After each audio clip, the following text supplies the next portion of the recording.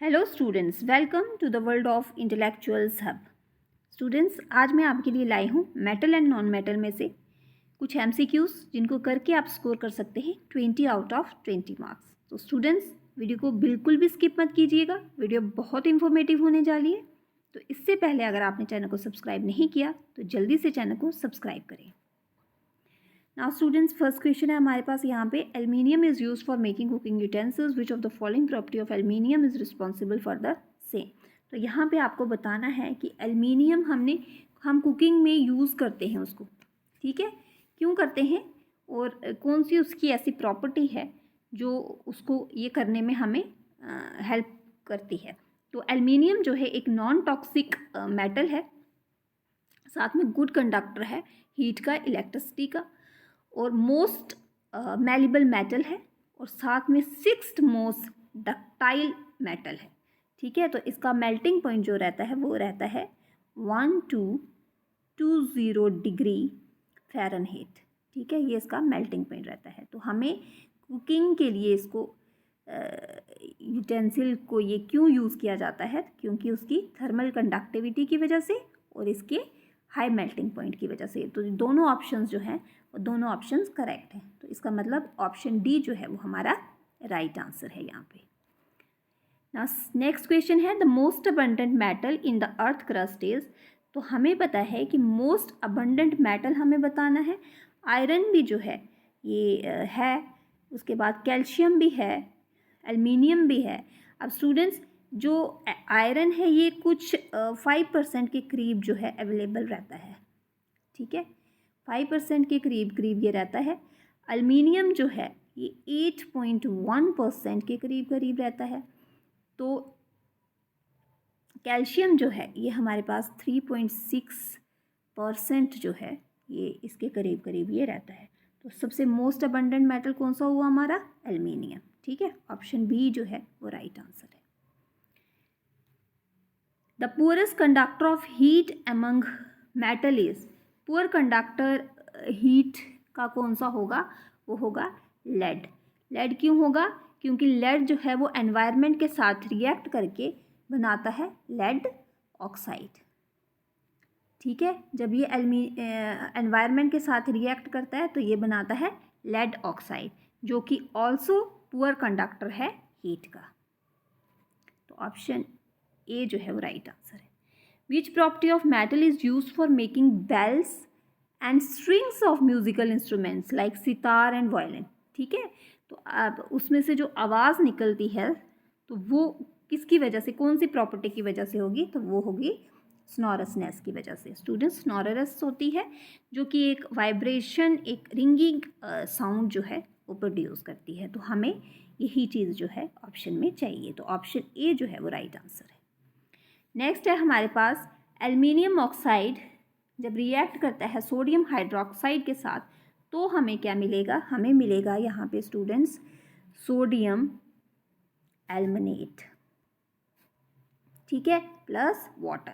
अब ये जो सोडियम एल्युमिनेट है स्टूडेंट्स, ये है एक इनऑर्गेनिक केमिकल कंपाउंड जो कि इंडस्ट्रीज़ में यूज़ किया जाता है, फॉर डाइंग, टेक्सटाइल इंडस्ट्रीज़ में यूज़ किया जाता है इसको। ठीक है, और साथ में कई बार क्या होता है कि विंटर्स में या कोल्ड में सीमेंट जो है वो फ्रीज़ हो जाता है, तो उसके लिए भी इसको यूज़ किया जाता है, सोडियम एल्युमिनेट को। तो ऑप्शन सी जो है वो राइट आंसर है। नेक्स्ट है हमारे पास, which of the following is a correct arrangement of the given metal in ascending order of their reactivity. अब यहाँ पे हमें रिएक्टिविटी सीरीज बतानी है। तो हमें सबसे पहले तो ये पता है कि सोडियम, जिंक जो है वो नहीं, सोडियम जो है हमारा ये सेकेंड रिएक्टिव मेटल है। ठीक है, पोटेशियम के बाद का सोडियम जो है वो रिएक्टिव मेटल है हमारा। तो सोडियम, उसके बाद मैग्नीशियम रहता है, फिर जिंक और फिर आयरन। ये रिएक्टिव सीरीज में से स्टूडेंट्स इक्वेशन दिया गया है। तो ऑप्शन डी जो है वो राइट आंसर है।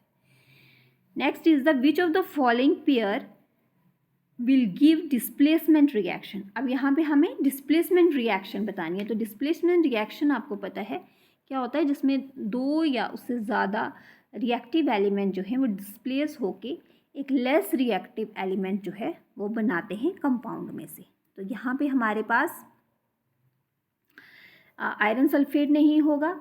यहाँ पे जो कॉपर रहता है सिल्वर नाइट्रेट में, कॉपर जो है वो मोर रिएक्टिव होता है देन सिल्वर से, ठीक है। यहाँ पे कॉपर जो है वो ज़्यादा रिएक्टिव है सिल्वर के कंपैरिजन में, ठीक है, जो कि बनाता है सिल्वर नाइट्रेट। तो यहाँ पे हमारा ऑप्शन बी जो है वो राइट आंसर है। Non metal form covalent chlorides because, क्यों कोवलेंट क्लोराइड बनाएंगे नॉन मेटल्स, क्यों बनाएंगे? Because they can share electron with, chlorides किसके इलेक्ट्रॉन शेयर करेंगे? क्लोरीन के साथ, ठीक है। ये शेयर करते हैं। कोवलेंट कंपाउंड क्या होते हैं? जिसमें कि केमिकल बॉन्ड होता है दो या दो से ज़्यादा नॉन मेटल्स के बीच में to form a pair of electrons, ठीक है। तो यहाँ पे हमारा जो है ऑप्शन बी जो है वो राइट आंसर है।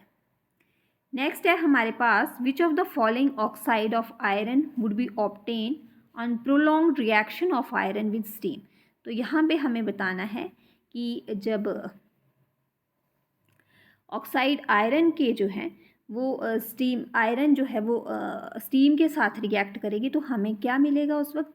हमें मिलेगा Fe3O4 आयरन ऑक्साइड, जिसको हम कहते हैं मैग्नेटाइट, जिसको हम मैग्नेटाइट भी कहते हैं या हम कहते हैं इसको iron oxide. Iron oxide steam के साथ ऑक्सीजन के साथ जब रिएक्ट करेगा तो ये हमें मिलेगा आयरन ऑक्साइड, जो कि एक ब्लैक लस्ट्रस आयरन ऑक्साइड है जो कि नेचर में पाया जाता है। नेक्स्ट है हमारे पास, which of the following are not ionic compounds. तो यहाँ पे आयनिक कंपाउंड कौन से नहीं हैं? नॉन आयनिक कंपाउंड्स जो होते हैं they are not made up of oppositively charged ions, ठीक है। तो ये होते हैं। तो यहाँ पे हमें कौन सा मिलेगा? जो HCl स्टूडेंट्स, ये भी नॉन आयनिक कंपाउंड है, और कार्बन टेट्राक्लोराइड जो है ये भी नॉन आयनिक कंपाउंड है, क्योंकि इसमें शेयरिंग ऑफ इलेक्ट्रॉन होती है बिटवीन कार्बन एंड क्लोराइड के बीच में। तो यहाँ पे ये दोनों जो हैं ऑप्शंस जो हैं वो सही हैं। इसका मतलब कि ऑप्शन बी जो है वो राइट आंसर है। ये दोनों ही हमारे नॉन आयनिक कंपाउंड्स हैं। नेक्स्ट है हमारे पास यहाँ पे, the electronic configuration of 3 elements X, Y and Z are as follows. यहाँ पे हमें X की दी हुई है 2,4, Y की दी है 2,7, Z की दी है 2,1। Which 2 elements will contribute to form an ionic compound and write the chemical formula. अब यहाँ पे हमें जो है वो बताना है कि फर्स्ट और तीन हमें जो ये एलिमेंट्स दिए गए इनमें से हमें चूज़ करना है राइट ऑप्शन। तो हमें पता है कि Y और Z जो हैं ये कंबाइन कर रहे हैं to form an ionic compound, ठीक है। तो यहाँ पे क्या होएगा? By transfer of 1 electron from Z to Y, ठीक है। तो इसका मतलब ये है कि XY जो है वो रिएक्ट करेंगे to form a covalent compound. तो यहाँ पे हमें जो है आयनिक कंपाउंड चाहिए, तो यहाँ पे हमारा आ जाएगा ऑप्शन बी जो है YZ जो है ये राइट आंसर है, ठीक है स्टूडेंट्स। ये आयनिक कंपाउंड जो है उसको फॉर्म कर रहे हैं। Next is the highly reactive metal like sodium, potassium, magnesium etcetera are extracted by the. Sodium, potassium और मैग्नीशियम जो है ये कैसे एक्सट्रैक्ट हो गया? By the electrolysis of their molten chloride की वजह से। क्लोराइड की वजह से ये जो है इनकी इलेक्ट्रोलिसिस जो है वो होगी। तो ऑप्शन ए जो है वो राइट आंसर है। विच of the following non metal is lustrous. कौन सा नॉन मेटल ऐसा है जो लस्ट्रस है? आपको पता है स्टूडेंट्स, नॉन मेटल जो होते हैं वो डल अपीयरेंस में होते हैं, they do not reflect light. तो यहाँ पे हमारे पास आ जाएगा ऑप्शन, सल्फ़र भी नहीं है, ऑक्सीजन भी नहीं है, सल्फ़र भी नहीं होता, ऑक्सीजन भी नहीं है, नाइट्रोजन भी नहीं है। नॉन मेटल हमारे पास आयोडीन है। तो ऑप्शन डी जो है वो राइट आंसर है, क्योंकि आयोडीन जो है वो लस्ट्रस होता है। क्यों लस्ट्रस होता है? Because of its 3 dimensional crystal structure की वजह से। क्रिस्टल स्ट्रक्चर की वजह से ये जो है ये लस्ट्रस होता है, ठीक है, क्योंकि ये रिफ्लेक्ट करता है जो भी लाइट इसके ऊपर पड़ती है उसको। तो ऑप्शन डी जो है वो राइट आंसर है। Next is example of an amphoteric oxide is, amphoteric oxide जो है स्टूडेंट वो क्या होता है, is a metal oxide that can act both on acid as base. तो ये एज एन एसिडिक भी रिएक्ट करता है, एक्ट करता है, और एज ए बेसिक भी जो है ये एक्ट करता है, और समटाइम्स ये जो है कैटलिस्ट की तरह भी ये काम करता है। ठीक है, तो यहाँ पे हमारे पास ऑप्शन जो है, ऑप्शन ये फर्स्ट ऑप्शन तो नहीं है हमारे पास, ये भी एम्फोटेरिक नहीं है, ये भी नहीं है, एसिडिक के साथ रिएक्ट करने हैं। एल्युमिनियम ऑक्साइड जो है ये एम्फोटेरिक है, जिंक ऑक्साइड जो है स्टूडेंट वो भी एम्फोटेरिक होता है, लेड ऑक्साइड जो है वो भी एम्फोटेरिक होता है, और टिन ऑक्साइड जो है वो भी एम्फोटेरिक होता है। और यहाँ पे ये हमारे जो है ये नहीं है ऑक्साइड्स, यहाँ पे सिर्फ हमारे पास एल्युमिनियम ऑक्साइड जो है वो एम्फोटेरिक है, क्योंकि ये दोनों तरह से रिएक्ट करता है, एसिडिक भी होता है, ये एसिडिक भी है एंड बेसिक भी है।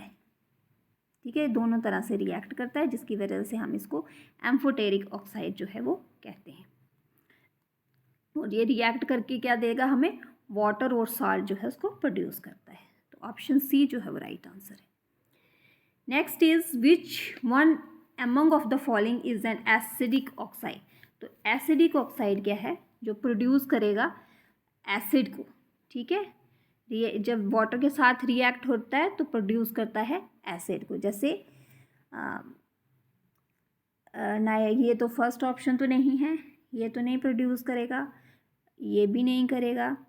तो अगर कार्बन डाइऑक्साइड को हम लेंगे, वाटर के साथ रिएक्ट करेंगे, तो हमें मिलेगा इसमें कार्बोनिक एसिड। ठीक है, ये कार्बोनिक एसिड जो है ये रिएक्ट करेगा एज एन एसिड, क्योंकि कार्बोनिक एसिड जो है ये एक वीक एसिड है। ठीक है, तो ये एसिड की फॉर्म में रिएक्ट करेगा। तो इसका मतलब ऑप्शन सी जो है वो हमारा राइट आंसर है। The atomic number of an element X is 12, which inert gas is nearest to X. तो अभी हमने बताना है कि इसके नेक्स्ट जो है नियरेस्ट गैस जो है वो कौन सी है। तो यहाँ पे एटॉमिक नंबर हमें 12 दिया गया है। तो स्टूडेंट्स हमें इसके आसपास वाला देखना है। तो आसपास वाला ऑप्शन जो है हमारे पास हीलियम तो नहीं है, आर्गन भी नहीं है, तो हमारे पास नियॉन, नियॉन जो है उसका एटॉमिक नंबर जो है वो 10 होता है। ठीक है, और ये ग्रुप 18 में जो है लाई करता है, क्योंकि इनर्ट गैस की बात की गई है। तो इनर्ट गैस जो है उसको नोबल गैस भी हम कहते हैं। तो ये ग्रुप 18 में फॉल करता है, इसलिए हमारा ऑप्शन जो है नियॉन जो है वो राइट आंसर होगा विद एटॉमिक नंबर 10। नेक्स्ट है हमारे पास the process in which a carbonate ore is heated strongly in the absence of air to convert it into metal oxide is called। Carbonate और जो है तो स्टूडेंट्स ये calcination से होती है। ऑप्शन सी जो है वो आपका राइट आंसर है। Next is oxides of moderately reactive metals like zinc, iron, nickel, tin, copper etcetera reduced by using. तो यहाँ पे हमें बताना है कि क्या इसका राइट आंसर होगा। तो स्टूडेंट्स एल्युमिनियम रिड्यूसिंग एजेंट नहीं है, सोडियम भी नहीं है, कार्बन है स्टूडेंट्स रिड्यूसिंग एजेंट यहाँ पे मेटल ऑक्साइड का। ठीक है, तो ऑप्शन हमारा सी जो है वो हमारा यहाँ पे राइट आंसर है।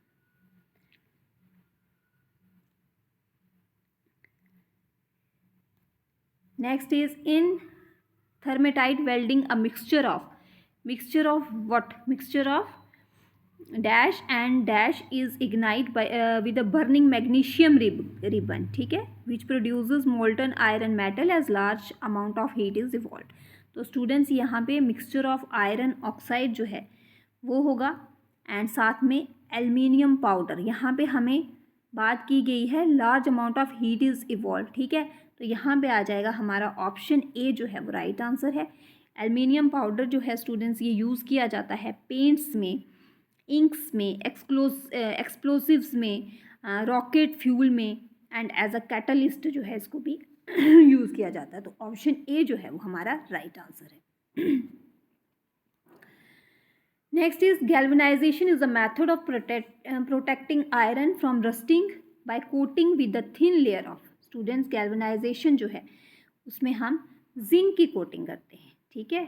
और ये जो है प्रोसेस इसको इन्वेंट किया था सॉरेल ने। जिंक जो है वो राइट आंसर है, option C. I hope students आपको वीडियो अच्छी लगी है। चैनल को लाइक, कमेंट, शेयर और सब्सक्राइब करना ना भूलें।